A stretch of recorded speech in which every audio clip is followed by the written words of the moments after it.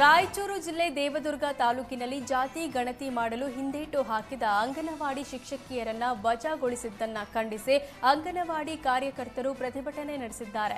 ಅಧಿಕಾರಿಗಳು ಸಮೀಕ್ಷೆ ಬಗ್ಗೆ ತರಬೇತಿ ನೀಡಿಲ್ಲ, ಮೊಬೈಲ್ಗೆ ಆಪ್ ಹಾಕೊಟ್ಟಿಲ್ಲ, ನಮಗೆ ಸರ್ಕಾರ ಕೊಟ್ಟ ಮೊಬೈಲ್ಗೆ ಆಪ್ ಡೌನ್ಲೋಡ್ ಆಗ್ತಿಲ್ಲ, ನಮಗೆ ಆಪ್ ಹಾಕಿ ಕೊಡಿ, ನಾವು ಸರ್ವೆ ಮಾಡ್ತೇವೆ, ವಿನಾಕಾರಣ ನೆಪ ಹೇಳಿ 6 ಜನ ಅಮಾನತು ಮಾಡಿದ್ದು ಸರಿಯಲ್ಲ, ಕೂಡಲೇ ಅಮಾನತು ವಾಪಸ್ ಪಡೆಯುವಂತೆ ಪ್ರತಿಭಟನೆ ನಡೆಸಿದ್ರು.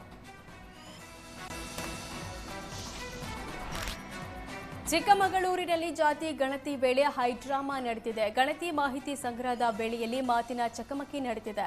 ಸರ್ವೆಗೆ ಬಂದ ಶಿಕ್ಷಕಿಗೆ ಮೆಸ್ಕಾಂ ಇಂಜಿನಿಯರ್ ಧಮಕಿ ಹಾಕಿದ್ದಾನೆ. ಶಿಕ್ಷಕಿಗೆ ಮಾಹಿತಿ ನೀಡದೆ ಸಿಎಂಗೆ ಹೋಗಿ ಹೇಳಿ ಅಂತ ಆವಾಜ ಬಿಟ್ಟಿದ್ದಾನೆ. ನಾವೇ ಸರ್ಕಾರಕ್ಕೆ 30 ಲಕ್ಷ ಟ್ಯಾಕ್ಸ್ ಕಟ್ಟಿದ್ದೇವೆ ಅಂದಿದ್ದಾನೆ. ಗಲಾಟೆಯಿಂದ ನೊಂದ ಶಿಕ್ಷಕರಿಂದ ಜಿಲ್ಲಾಧಿಕಾರಿಗಳಿಗೆ ದೂರು ಸಲ್ಲಿಸಲಾಗಿದೆ. ನಮಗೆ ರಕ್ಷಣೆ ನೀಡಿ ಅಂತ ಡಿಸಿ ಮೊರೆ ಹೋಗಿದ್ದಾರೆ. ಗ್ರೇಟರ್ ಬೆಂಗಳೂರು ವ್ಯಾಪ್ತಿಯಲ್ಲಿ ಅಕ್ಟೋಬರ್ 3ರಿಂದ ಸಾಮಾಜಿಕ ಮತ್ತು ಶೈಕ್ಷಣಿಕ ಸಮೀಕ್ಷೆಗೆ ದಿನಾಂಕ ನಿಗದಿ ಮಾಡಲಾಗಿದೆ. ಸಿಬ್ಬಂದಿ ಇಲ್ಲದೆ 1 ವಾರ ತಡವಾಗಿ ಆರಂಭ ಮಾಡಲಾಗ್ತಿದೆ ಅಂತ ಜಿಬಿಎ ಮುಖ್ಯ ಆಯುಕ್ತ ಮಹೇಶ್ವರ ಮಾಹಿತಿ ನೀಡಿದ್ರು. ಇಂದಿನಿಂದ ಸಮೀಕ್ಷಾ ಸಿಬ್ಬಂದಿಗೆ ತರಬೇತಿ ನೀಡಲಾಗ್ತಿದೆ. ತರಬೇತಿ ಅಕ್ಟೋಬರ್ 3ರೊಳಗೆ ಮುಕ್ತಾಯ ಆಗಲಿದೆ. 3ನೇ ತಾರೀಕಿನಿಂದ ಸಮೀಕ್ಷೆ ಆರಂಭ ಆಗಲಿದೆ ಅಂತ ಜಿಬಿಎ ಮುಖ್ಯ ಆಯುಕ್ತರು ತಿಳಿಸಿದರು. ರಾಯಚೂರು ಜಿಲ್ಲೆ ದೇವದುರ್ಗ ತಾಲೂಕಿನಲ್ಲಿ ಜಾತಿ ಗಣತಿ ಮಾಡಲು ಹಿಂದೇಟು ಹಾಕಿದ ಅಂಗನವಾಡಿ ಶಿಕ್ಷಕಿಯರನ್ನ ವಜಾಗೊಳಿಸಿದ್ದನ್ನ ಖಂಡಿಸಿ ಅಂಗನವಾಡಿ ಕಾರ್ಯಕರ್ತರು ಪ್ರತಿಭಟನೆ ನಡೆಸಿದ್ದಾರೆ.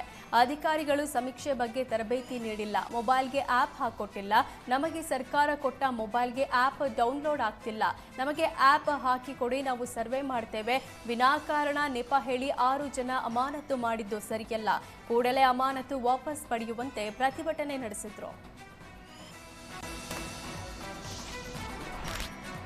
ಚಿಕ್ಕಮಗಳೂರಿನಲ್ಲಿ ಜಾತಿ ಗಣತಿ ವೇಳೆ ಹೈಡ್ರಾಮಾ ನಡೆದಿದೆ. ಗಣತಿ ಮಾಹಿತಿ ಸಂಗ್ರಹದ ವೇಳೆಯಲ್ಲಿ ಮಾತಿನ ಚಕಮಕಿ ನಡೆದಿದೆ. ಸರ್ವೆಗೆ ಬಂದ ಶಿಕ್ಷಕಿಗೆ ಮೆಸ್ಕಾಂ ಇಂಜಿನಿಯರ್ ಧಮಕಿ ಹಾಕಿದ್ದಾನೆ. ಶಿಕ್ಷಕಿಗೆ ಮಾಹಿತಿ ನೀಡದೆ ಸಿಎಂಗೆ ಹೋಗಿ ಹೇಳಿ ಅಂತ ಆವಾಜ ಬಿಟ್ಟಿದ್ದಾನೆ. ನಾವೇ ಸರ್ಕಾರಕ್ಕೆ 30 ಲಕ್ಷ ಟ್ಯಾಕ್ಸ್ ಕಟ್ಟಿದ್ದೇವೆ ಅಂದಿದ್ದಾನೆ. ಗಲಾಟೆಯಿಂದ ನೊಂದ ಶಿಕ್ಷಕರಿಂದ ಜಿಲ್ಲಾಧಿಕಾರಿಗಳಿಗೆ ದೂರು ಸಲ್ಲಿಸಲಾಗಿದೆ. ನಮಗೆ ರಕ್ಷಣೆ ನೀಡಿ ಅಂತ ಡಿಸಿ ಮೊರೆ ಹೋಗಿದ್ದಾರೆ.